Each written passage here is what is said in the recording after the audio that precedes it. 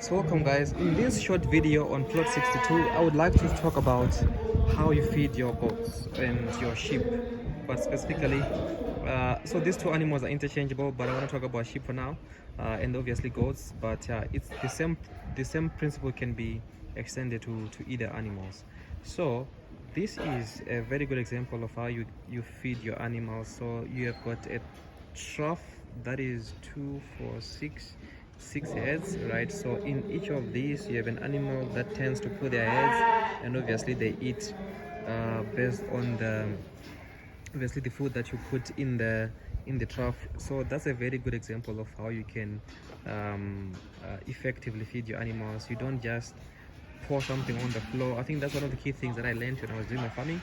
You don't just pour things on the floor, rather you do it strategically. You put it in a nice clean place where it prevents them from getting a lot of diseases or stuff like that. If you put it on the floor, if you put it on the ground, so if you do this, you allow them to not have any issues with picking up diseases or eating straight from fecal matter mixed with food, and then they ultimately recycle some of these worms that might end up obviously affecting them in their stomachs, and they end up losing weight while they eat it all into your pockets. Right, so you can see that's a very good example of what you need to do. This doesn't cost a lot. It's around 2,000 rand, all of this. So it's something that you can do for your farm to make sure that every animal is fed well, is fed correctly, and ultimately you don't affect them with any dirt.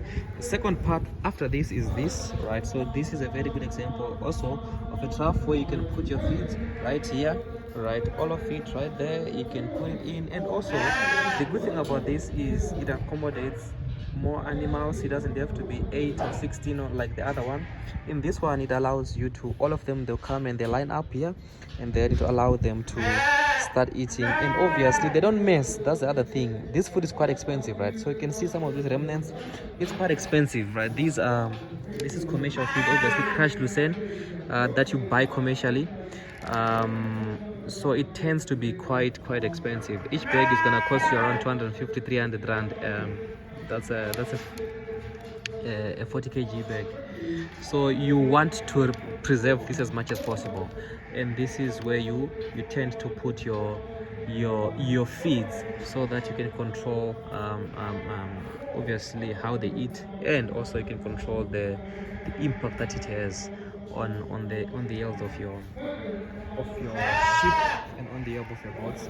So if you have a system that is set up like this, you are also able to control how they grow and how also they eat. A third part that you can do, but this is also from a feed or from water perspective, is this. Right? This is a very good example of what you can put water in here, and then they're able to drink. And also the good thing is something that you can easily move. You can see you can easily take it out, and then you can drain it, put water, and then they can continue drinking. And it's also adjustable, right? So some of these animals, they might be shorter, some are longer, right? So you can adjust them based on where you want to put your height. And obviously if you have a bunch of kids that are in the same setting, in the same crawl as adults, you have the ability to move it. And also you can clean it quite easily as well. Cleanliness is one of the key things that you have to do for your farm. You can see a good example of this is this. They have a nice bed of mesh at the bottom that you can change quite easily, and put in new or obviously remove some of the animal droppings, and prevent the recirculation of diseases or generation of new diseases, because the place is dirty. You don't want to have dirtiness in their feet, you want to have dirtiness where they sleep. And with that being said, you have 1 2, you've got 3 options that you can have for feeds, for water, and you're sorted.